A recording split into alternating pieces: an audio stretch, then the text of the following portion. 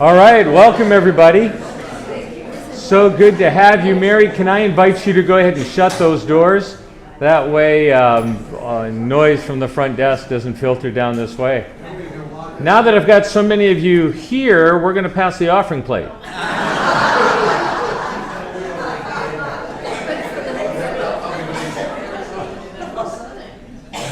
So good to have you. Thanks for coming out and showing interest. I didn't know for sure how many people would come. Looks like we've had just enough to fit in here.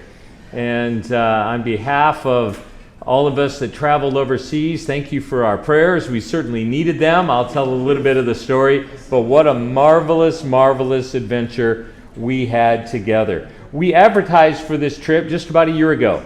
And many of you know, if you've been around Friendship Village, since 2010, we have worked with a tour company called Pilgrim Tours. And they are a Christian-owned tour company based out of Pennsylvania. They travel all over the world. They specialize in trips to Israel. And Friendship Village through the years has done 7 trips with them to Israel. They have been phenomenal. I've been privileged to be a part of 3 of those journeys, and each one has been absolutely fantastic. The last time we were there was the fall of 2022, and we had planned to be there in the spring of 24. In fact, we took registrations and signed people up. And then many of you know that 6 months before we were scheduled to be on that trip, war broke out in the Middle East. I actually had a good friend who arrived on his own tour of Israel the day before the war broke out, and he spent the first 3 days in the basement of a hotel in Jerusalem before he was able to get out. And there may be a day when we go back. The Israel trips are amazing, and you get to see places that maybe you've read about all through your life in the scripture, and they come alive. You get to see those stories in action and walk those steps. Well, after the war broke out, we began to look at other options, and I worked with Pilgrim Tours and discovered they did what was called the Christian Heritage Tour of England and Scotland. The only other time that I'm aware of that we worked with Pilgrim Tours in a place beside Israel was in the fall of 2017. Some of you might remember that as the 500th year anniversary of Martin Luther nailing his 95 Theses on the Wittenberg door. And they call that the birth of the Protestant Reformation. And so there was a small group from Friendship Village that was a part of that. I'm looking around the room, Jim Carr, I think you were part of that journey over there. And so we've just heard so many wonderful things about Pilgrim Tours, and we thought, well, we'll take a chance. And I put together the dates and worked with the tour company, presented it to our leadership, who they gave us a big thumbs up, and very quickly we began to take on registrations. In the end, there were 27 of us traveling together from Friendship Village, 19 from here at Chesterfield. It's the largest participation we've ever had from our campus.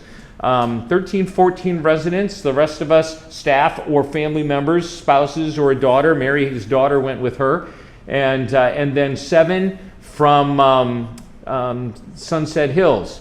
3 residents and 4 staff and folks from over there. So wonderful journey. So our day of departure was July the 16th, that morning. And I was about an hour from leaving my house to go to the airport when I got a phone call from Lufthansa. Our first flight was scheduled from St. Louis to Frankfurt. And Lufthansa called me. They canceled the flight that day. They had mechanical difficulties. And I suppose I would rather be on the ground than in the air on a plane with mechanical difficulties. And I thought, oh my goodness, what are we going to do? And they came to me with a solution. They said, we've got some options for you. We can get 19 people on a flight from St. Louis to Chicago on United, and then transferred to American from Chicago to London. So that was going to be a different route. And how many of us from here at Chesterfield? 19. That seemed like that's a good number. So we worked that out. They said, we have another group of folks on a flight from St. Louis to Pittsburgh on United, transferring there. And so what we did, our Sunset Hills travelers, we put on that plane. They got off and sent off. They had a small weather delay in Pittsburgh, but I'm sorry, I keep saying Pittsburgh, it was Philadelphia. And then from Philadelphia on then to London. And they made that journey after a slight delay and got there on time. The 19 of us from here at Friendship Village got on the plane bound for Chicago and then sat there for an hour. Well, they kept saying there were issues in the cargo hold and luggage that had to be repositioned. And we were all scattered through the plane because we were last-minute additions. Many of us could not sit together. My wife and I had separate seats. She was all the way in the back. And there were multiple announcements from the pilot. We still are working on the cargo. We'll try to get this going as soon as we can. And near the end of that, my wife overheard the flight attendants saying, "Oh my goodness, it's the rats." And we thought, what? And apparently the plane was hauling in the cargo hold boxes of live rats, and they had to get them positioned in a certain way before they could take off. I thought, this sounds like a bad movie somewhere. But finally we took off, and we landed in Chicago and got to our gate about 10 minutes before our other plane took off. So guess what we didn't make? That connection.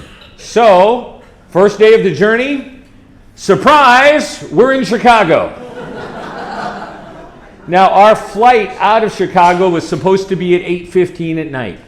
And so we sat everybody down, and Carmen and I stood in line for 3.5 hours because Chicago had storms all during the first part of the day, and all kinds of planes had been canceled, trying to get rebooked.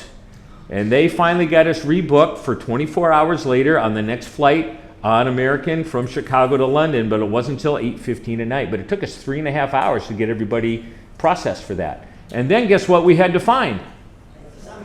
Somewhere to sleep. That's exactly right, Marty. And so we were checking the internet and on the phone, and guess what was all booked up in the area because of all the other cancellations?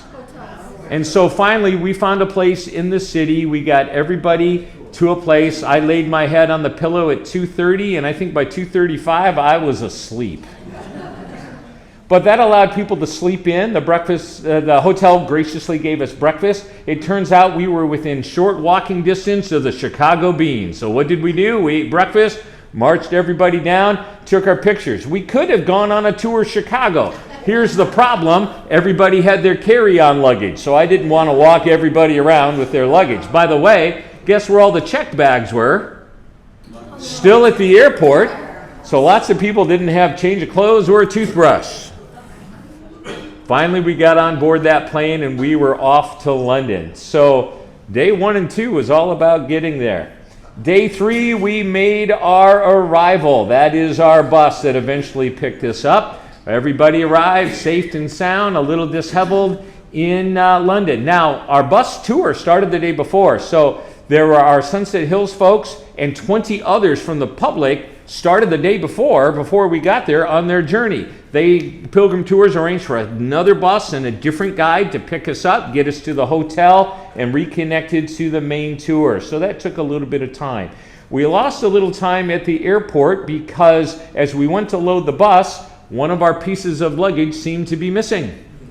And I ended up going back through the airport. They let me behind the scenes and we did a big search for that luggage. Could not find it. As I was returning to the bus, another one of our residents figured out their purse was missing with their money, their credit cards, and most importantly, guess what you need when you travel? Passport. Gone. They had made it through customs. They had it coming into the country. And so we got back to the hotel. Everybody got checked in. Those that were still up for it, which was most of our group, rejoined the rest of the tour as they went on to St. Paul's Cathedral,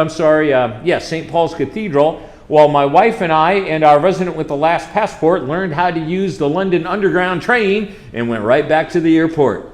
And we filed a claim with lost property and did everything we knew to do. We first went through all the luggage, making sure that stuff was truly gone, and it was. So we filed a claim there with the airport. When you lose a passport overseas, where do you go to get a new one? You go to the embassy. In London, now this is Friday night by this time. Guess what's not open on Saturday and Sunday? The London embassy. So if we were going to the embassy, it was going to be Monday. Guess where we would no longer be with the bus tour on Monday? London. Because we're in London for a couple nights and then we're off. By the way, I prepared a journal for everybody on the tour. And there were scriptures for every day and facts about the sights that we see. Our very first day, and I wrote this back in March. Day one of the journey, which was all about travel, this was the verse for the day. I can do all things through Christ who gives me strength. And I put lyrics from a hymn for each day of the journey. Guess what our hymn was that day? God will take care of you. Little did I know how prophetic that was going to be as we encountered these sudden difficulties in the beginning. So we arrived in London. Linda and I made it back. I hit too many buttons. Let me back up here. The rest of our group went on to St. Paul's Cathedral. That's a picture of St. Paul's Cathedral. I have not seen it in person. Those of you that were part of the tour and got to go there, raise your hand if you're in this room. Real quickly, what did you think of St. Paul's Cathedral? Majestic. Any other words? How many of you are too tired to remember what St. Paul's Cathedral was like? We were pretty tired. And so Linda and I learned how to use the underground, made it back to the airport with our resident, got that claimed. I slept good that night as well. The next morning then we got up and our whole group, now combined, went on to Westminster Cathedral. You might recognize that. You have probably seen that on the television. What's the main reason you have probably seen Westminster Cathedral? Royal weddings. Not only weddings, what else?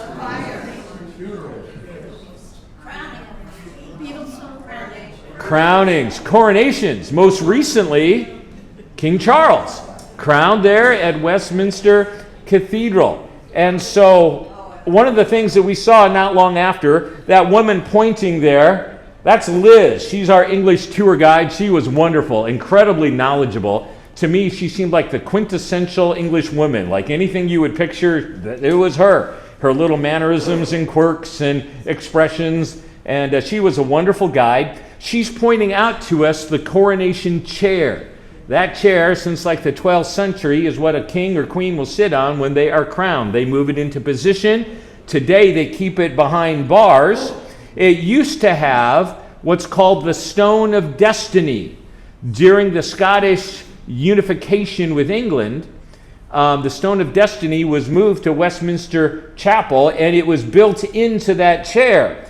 In the 1950s, some students from Scotland snuck into the cathedral and stole it and took it back to Scotland.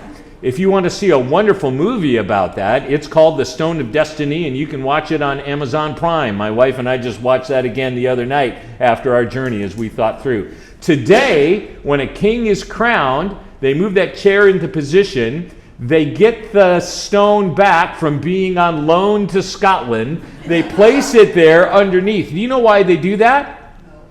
It's representative of the fact that when a king or queen is crowned, in order to be the ruler of Scotland, you must sit upon the Stone of Destiny. So you are the King of England and you are the King of Scotland, of course of Wales as well, the United Kingdom, Northern Ireland as well. But that's why that stone, it represents Scottish rule. And so she's pointing that out too. There is no stone in that today. It's in Scotland. In fact, later after the tour, my wife and I stayed. We went to the museum where that is kept.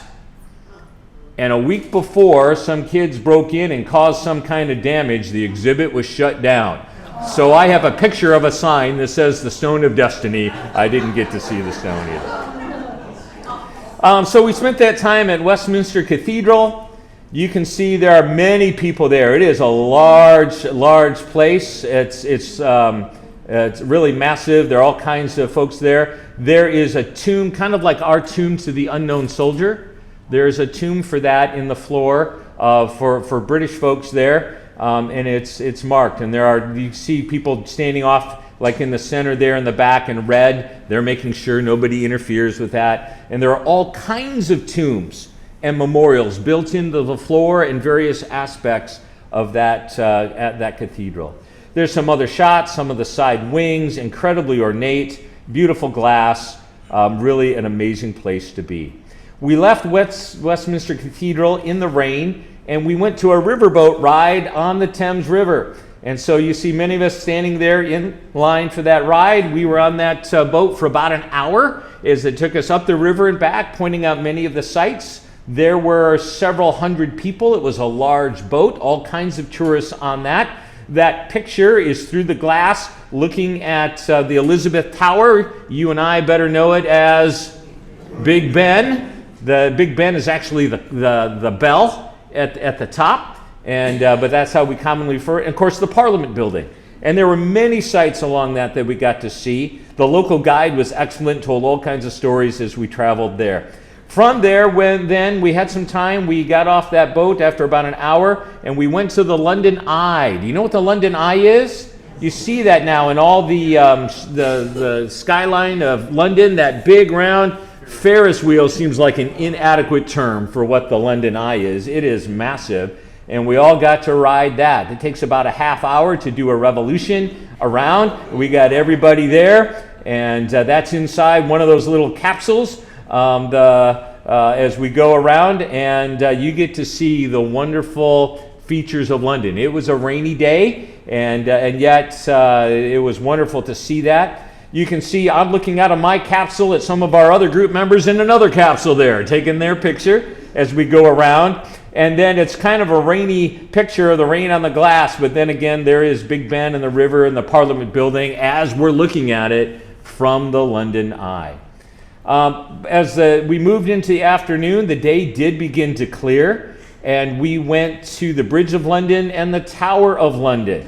And we caught a rare sight, as it's maybe hard to see, but there's kind of a clipper ship. The sails aren't out, but the mast is there that needed to get through, so they raised the drawbridge. That doesn't happen very often, but sure enough, as we were standing there, up went the drawbridge at the Bridge of London as they went through. And just the other side of the Bridge of London is what is called the Tower of London. And the Tower of London is a whole compound. That's the main building. There were beheadings there. There's a prison and dungeon inside that. You didn't want to be sent to the Tower of London. Notice the guard. That's not a costume. That is his uniform. And the guards that serve the Tower of London and offer protection there, these are people that have served at least 22 years. They have to be distinguished with certain levels of service. They apply, and if they're selected, they live inside that compound with their families. And their job is to keep the ground safe. Anybody else know what is housed to this day in the Tower of London? Not in that building, but in the compound? What's that? How about the crown jewels? And so that's a separate building. We all got to walk in there and see the crown jewels. They are amazing. Guess what they don't let you do? No pictures in there. So my picture is the sign and the crown, or the crowns of our head, as we walk into to that. But no photographs are allowed for security purposes on the inside. That's how we ended. That's day 4 of our journey. Day 5, which was a Sunday morning, they got the whole group up, down into, and took them down to, that's Buckingham Palace. Those are near the front gates on the front side of that. That's our whole group. You'll notice that my wife and I are not in that picture. And that's because while we were at the Tower of London, we kept checking a website at the airport for lost property. And we discovered there was an item that sounded a lot like the purse that we needed to find. And so we called, they went and got it. They asked us to describe the contents of that purse. We did. And it turns out a lost purse and all the money and all the cash and the passport were turned in. It was an answer to prayer. So that Sunday morning, while everybody got their picture taken at Buckingham Palace, My wife and I and our resident who was missing those items, we took the train again. Back to the airport, made our way there. We had a photocopy of the passport, turned all that in. All of that was given back to us intact. And then we took an Uber, which is cheaper than the local taxis. And we rejoined our group at the lunch at midday at a travel stop and caught back up with them. So we're not in that picture, but we're so grateful that I wasn't going to have to spend the rest of the time at the embassy trying to figure that out. We're grateful to the Lord. By the way, my wife and I, as we stayed later at the end of our trip, we did make it back to Buckingham Palace. She and I do have a picture of us with the palace in the background. We also bought special tickets last November. We got to tour inside of Buckingham Palace. I was inside that space that you see directly, that's called the East Wing. For the first time ever, the king has allowed tourists this season into that part. It was built for Queen Victoria, who was crowned very early, and there was no place really in the palace to raise a family. So that's why that wing is constructed. When the royal family comes out on the balcony and speaks to the crowd, they do it from there. Now, I will tell you just real quickly, this is days later at the end of my time, just Linda and I. While we're in that room, it was the day that England was celebrating the Women's National Rugby Championship. They won the international title, and 65,000 people gathered outside Buckingham Palace. I'm on the inside listening to the guide, the balcony, which you can't even open the curtain. The secret police will come and find you. But I'm just the other side of the wall, the balcony, and 65,000 people. And the guide's trying to talk to us, and guess what's coming through the wall? 65,000 people singing, "Sweet Caroline, bum, bum, bum, good times never felt so good." 65,000 people. So good, so good, so good. It is one of the most surreal moments of my life. That day, after we rejoined the group, we began our journey north. And leaving London, we stopped in Salisbury. Salisbury Cathedral has this church that has been there since, I had to write it down and make sure I remembered, is a church that's been there, I want to say, since 1200 something. It was built, they started in 1220, built that church in 38 years, and then added the big tall spire that you see there. That spire is the tallest spire in all of England for a structure built before the year 1400. Nothing else survives that's taller than that. It is 404 feet tall. So a football field and another third, that is the height of that. Now, the water table is very high there in Salisbury. And so over the years, the weight of that tower has caused parts of the cathedral to sink. And so they had to reinforce that through the years. And so we're there on a lovely day that afternoon. We got to tour all through that cathedral. One of the other claims to fame of the Salisbury Cathedral is that it holds one of only 4 surviving copies of the Magna Carta. And they have that. You can't take pictures of that. That's a picture of the sign, and then I walk behind the wall, and you could lay eyes on the Magna Carta that's housed there. That middle picture, they have a place in the middle of the cathedral where they're constantly checking the water table and making sure how deep the water is, because a certain amount of water has to be maintained to help support the structure. And so they talk about that. And then there's a side picture. You get a sense of the grandeur of that day. After our time in Salisbury, we then drove on to a very famous location that has been in existence since at least the year 2800 BC. Anybody guess where I'm going? That's Stonehenge. And we got to walk all around Stonehenge. Linda Matashu, I think you're in this room. There you are, dear. But all of our group there were many people there. And we probably spent an hour just walking around and looking at Stonehenge, all the different angles, and hearing some of the accounts and stories of that. We had free time. Yes? Could I add that it was very windy Yes, the wind is blowing like crazy there in that big open field. That's right. And our hair was everywhere, all of us there. And so you saying your hair doesn't look like that every day? Is that what you're trying to tell? No, Linda and I too. Linda's hair is just, as we got our picture taken as well. We ended up that night in Oxford. You might know Oxford for its great university. We got to tour parts of that. The next day, some of the various sites of Oxford. There's a big monument there dedicated to various martyrs in the center of town. And the buildings of Oxford are spread through all the town. There are multiple, I forget how many colleges. And the way it is, different buildings are the colleges. The students there live in those buildings. They interact with the professors and things there. Do you know some of the famous graduates of Oxford? Yeah. That would include who?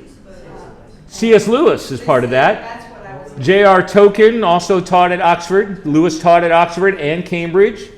Albert Einstein is a graduate of Oxford. People like John Locke graduated from Oxford as well. There are numerous people. John and Charles Wesley came up through Oxford University as well. So great importance to the church. And so we had a separate guide. We divided into two groups, and those guides took us through and gave us long history. We spent about 3 hours going through various portions of Oxford. If you ask my wife what was the best part of the trip, it was her time in Oxford. My wife is an educator, and so she loves the stories. The great library there is world famous. And she'll tell you she got 4 minutes in their gift shop. Enough time to use the restroom, grab a few things, and get back on the bus. And so if we go back, guess where I have to go and spend more time?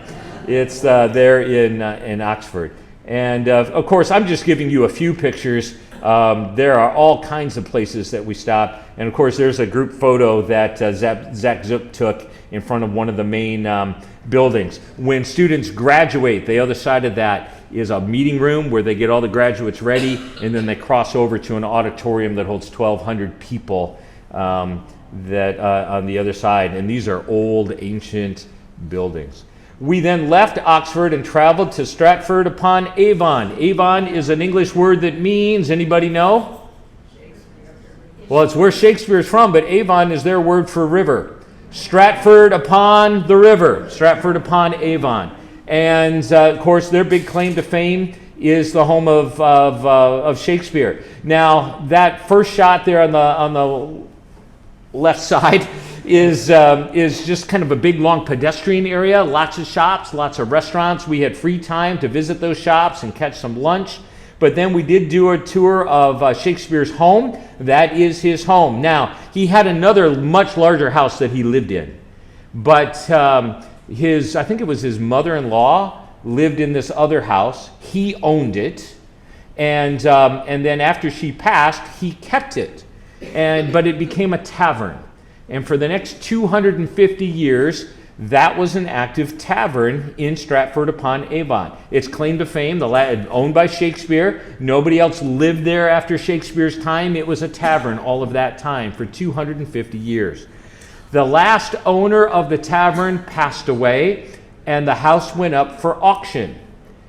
And a man whose name you will well know decided he was going to buy it at the auction. His name was P.T. Barnum.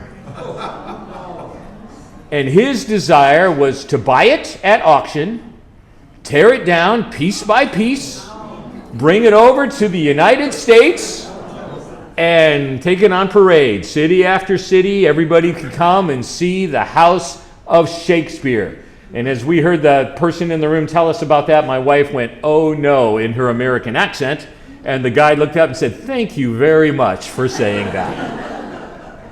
And just like that seems like an outcry to us, that was an outcry then. And so there was a local man who decided there was no way in HE double hockey sticks that they were going to allow P.T. Barnum to buy this house. And he pledged to buy it. You will also know his name. His name was Charles Dickens.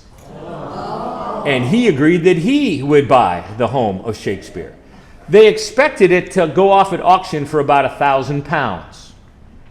But the bidding kept going up and up. And finally, Charles Dickens won the bid at the cost of 3,000 pounds, triple what he expected to pay. He won the bid. Guess what he did not have? 3,000 pounds. So he, in a very short time, had to figure out how to raise the rest, and locals came along to help support, and there was a main benefactor that gave him the final check, and they turned it over, and Charles Dickens owned the former house of Shakespeare. And their dream was to turn it into a place for all people to visit. It took them another 10 years to renovate it because they spent all the money on just buying the place. But by the 1850s, it was opened as a tourist attraction, and it has remained such to this day. How about that? Yeah, it makes me want to clap too, James. That's great. So then that evening, we arrived in York. We got up the next morning in York, and I think it was the next morning. I got to look at it. Yep, day 6 to day 7. And we went to York Minster, or York Cathedral. Now, York is a very famous town in the middle of England as you're headed north. It was started as a Roman settlement in the year 71. That was a long time ago, right? And so, and that area was originally known as, you might know this ancient name, Northumbria. But the heart of Northumbria eventually became York. And then this is the largest Gothic cathedral in all of England. Not just tall. I don't have good pictures of this, because this goes on for like a city block. It is long and it is wide.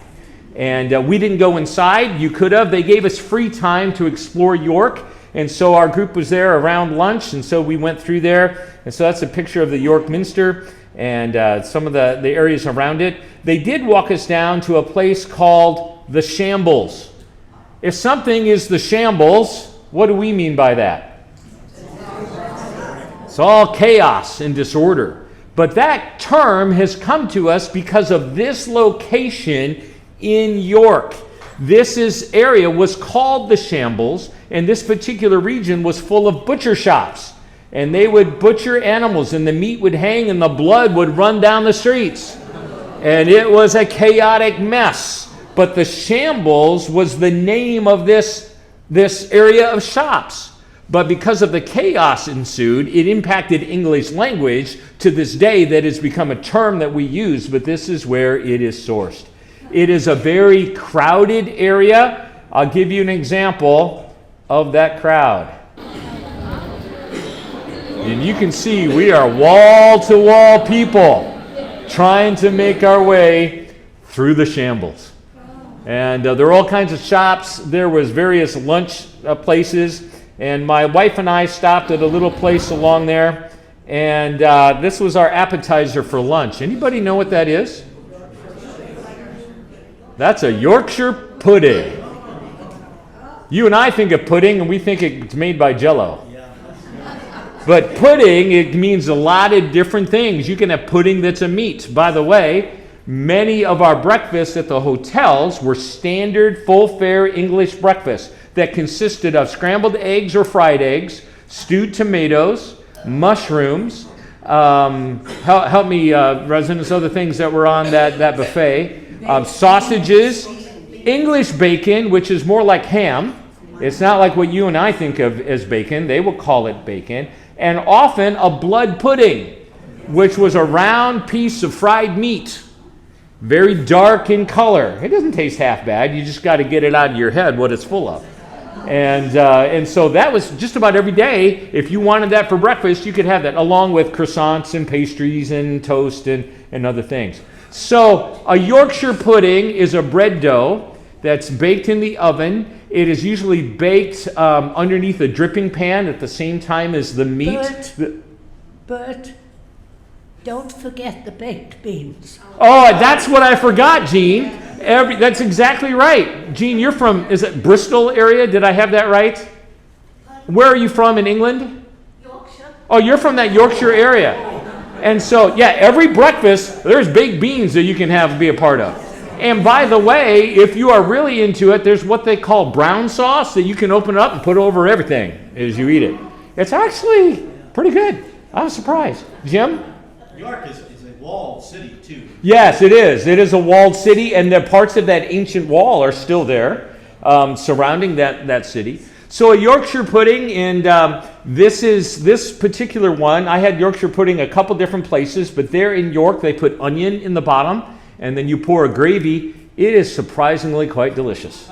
And so if I was going to have a Yorkshire pudding, I was going to do so in York, right? And so that was part of lunch. We then drove the rest of the day, quite a long drive then, on into Scotland. Those are pictures I took from the bus window, and there you can see our Welcome to Scotland sign as we crossed the border on into Scotland, and we got into Edinburgh that evening.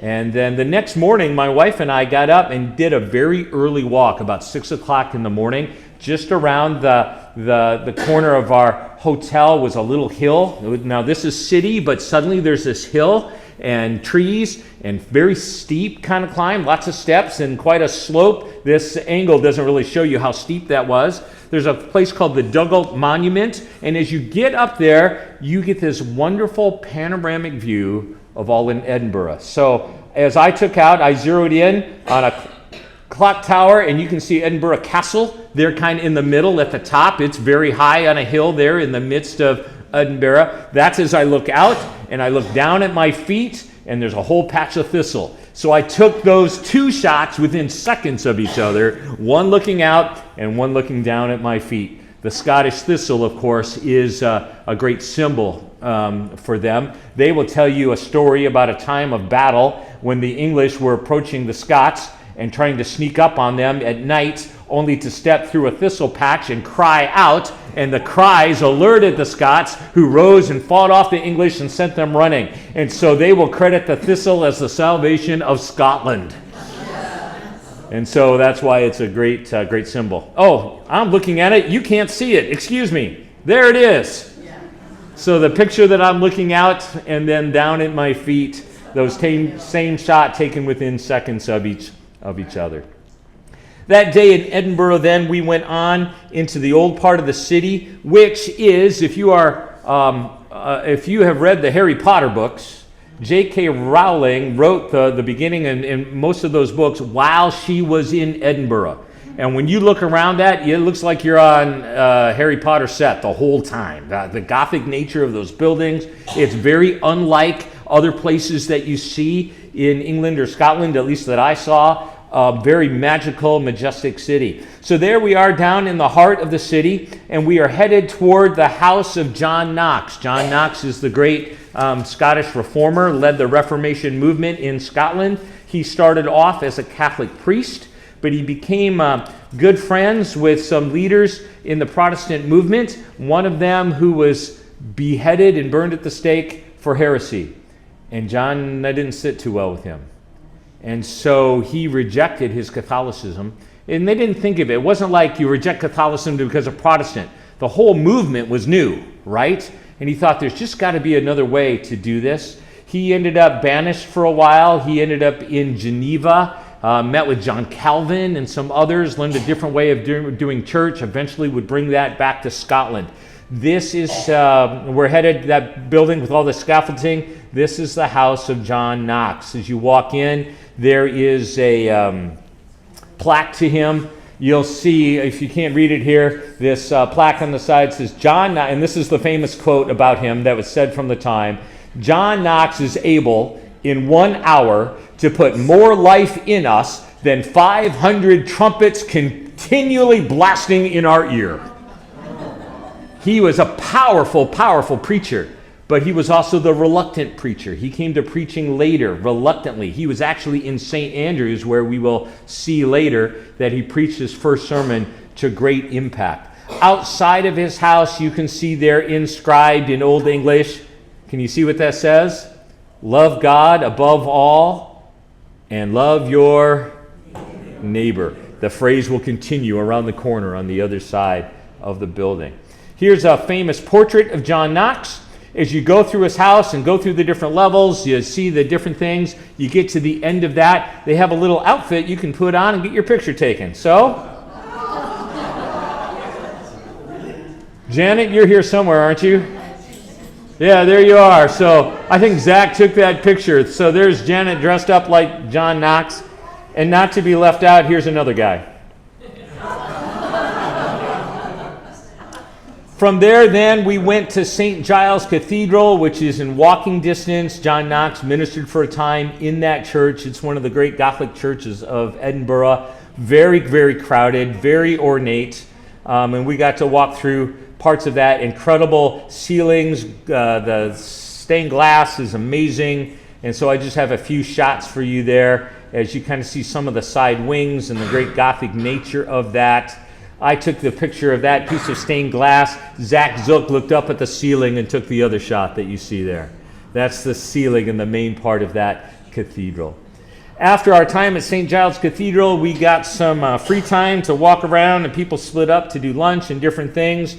They were closed. We didn't get to eat there, but we found this place. Birdie's Proper Fish and Chips. Almost my namesake there.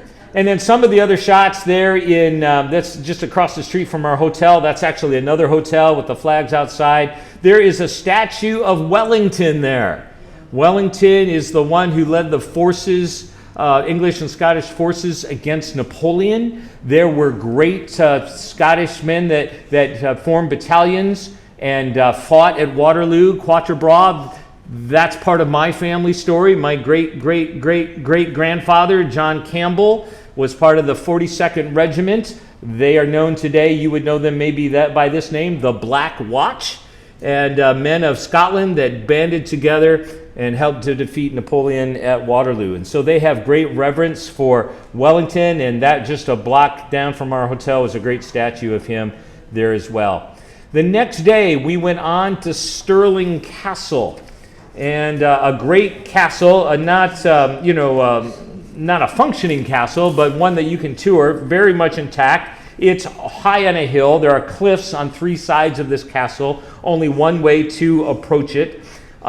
Stirling Castle is famous for multiple reasons. Many Scottish kings and queens were crowned there, including Mary, Queen of Scots, crowned there at Stirling Castle.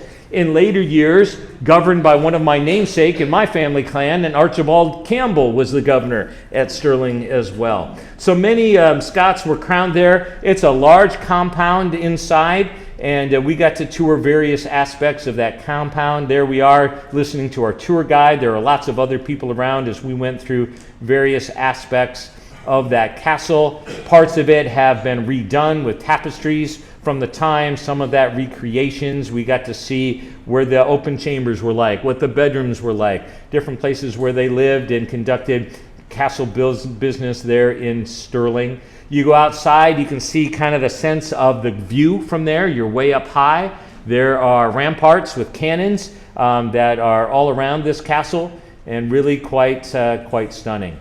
As we finished our time at Stirling Castle, we went on to the bus to the seaside to St. Andrews. What is St. Andrews famous for? Golf, that's right. The Royal Golf Academy there in St. Andrews, famous to this day. What you're looking there is the golf course. Does that look like a golf course to you? No. It's just one great big green patch. There are no sand traps, there are no hills. It's flat, but that is the course at St. Andrews. And we stopped there with the bus. I took that shot as we were standing there at the bus. I went down by the seaside. You'll see some of the water there as well. There's another section with a beach and sand. That sand and beach is where they filmed segments of the movie. Some of you will remember this movie, Chariots of Fire. The scene where Eric Liddell is running along the beach. That's right there at St. Andrews where that took place. And right next to that big open green, these are the golf shops that are there as well. And then looking back from the seaside towards the city, you can see that up on the hillside there as well. St. Andrews is also the home of St. Andrews University, college, I forget. Pat went to school there, so we're back in the town where you went to school. How long were you there at St. Andrews, Pat? A year. A year. In 1962. In 1962, so got to go back after all that time and revisit.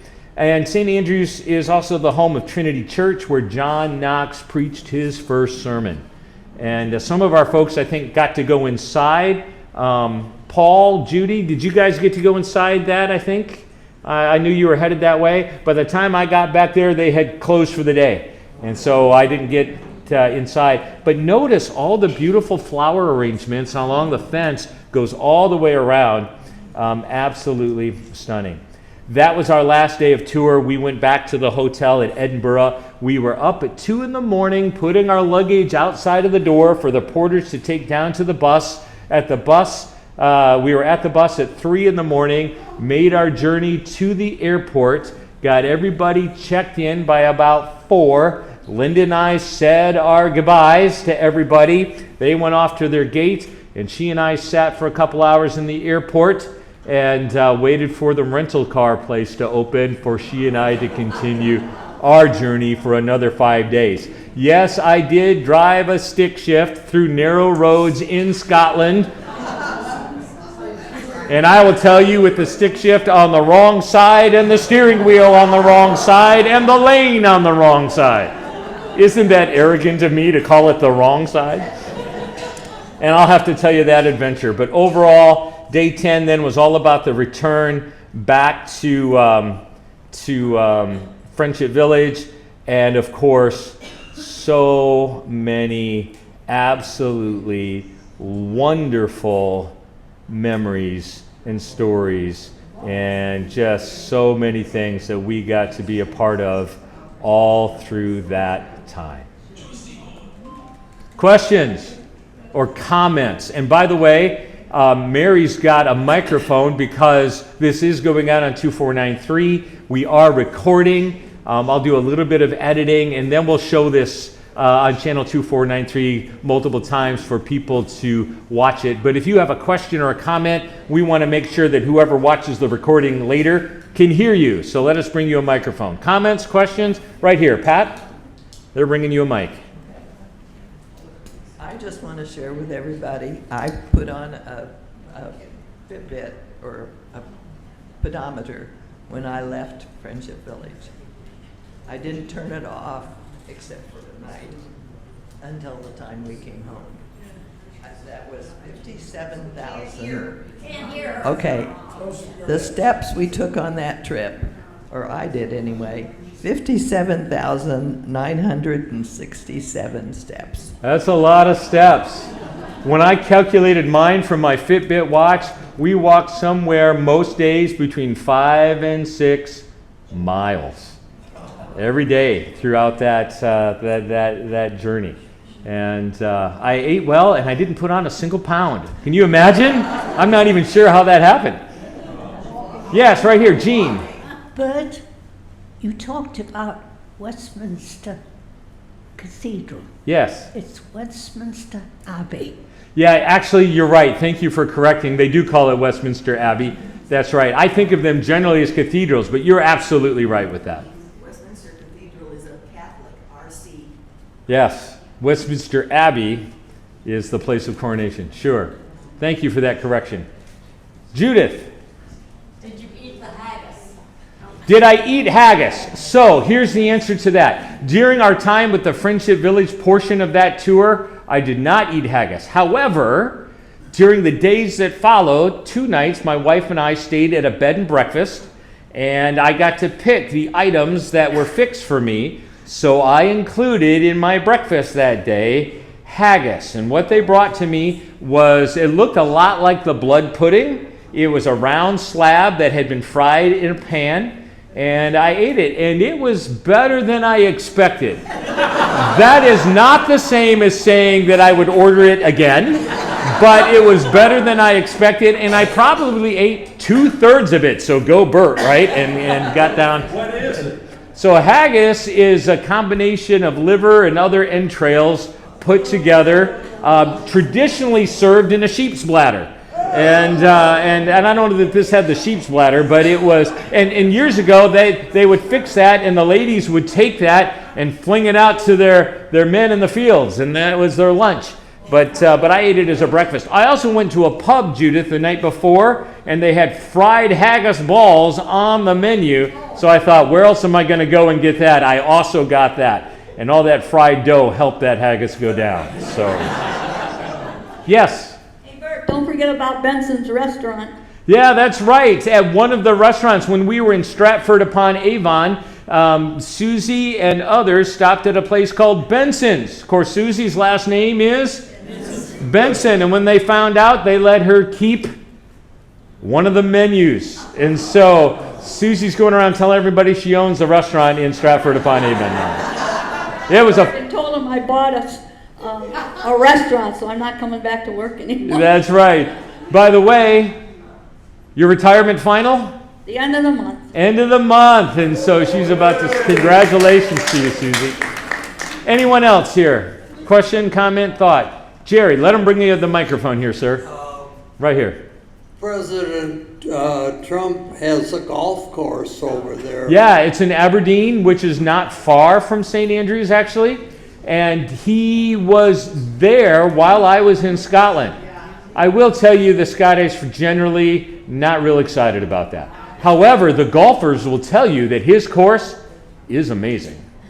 And so we heard both things, that there's kind of anti-Trump sentiment like you might find in this country. In fact, I didn't put this picture, but while we were walking through St. Andrews, there was a community news thing with glass. People can put up notices all about local happenings, and somebody had a hand-scrawled note in the middle of that just said, "No Trump." I thought, really? Here we are. I'm in Scotland, and I'm finding that. And a lot of the local papers, just like papers here, want to take him for task. And so there's a lot of that sentiment. But I did talk to some golfers that say they are thankful. His course employs about 80 local people, and his course is absolutely amazing. If you're a golfer, they say it is the place to go. So very, very interesting. Yes, Rosella. Thank you, Judy. Well, I just wanted to tell you all that on my... Hold it real close. That's right. Like an ice cream cone. Okay. There we go. On my father's side, we are related to William the Conqueror and John Locke. Ah, The Locke family that's my maiden name, and that's a great English connection there. Absolutely. I just thought I would just... All right. If you have other questions or comments, myself, or if you were on the trip, just raise your hand. They would love to tell you their experiences and be glad to interact with you. When's our next trip? I don't know. We are taking people to Branson next month. That trip has been long full. And we will do another international trip, but we'll reevaluate. Will we go back here? There's a big part of us that would really like to get back to Israel. I need to know that that is stable and secure before we would ever do that. And so we'll see what the future has yet to bring. Thank you for your time. Enjoy your dinner. Any of us would be glad to stay and share. We had an amazing time. Lots of special moments along the way. Very thankful to the Lord. And the devotional guide that really gave us some areas to reflect as we journeyed through. Thanks for coming today. God bless you all. Have a great afternoon and evening.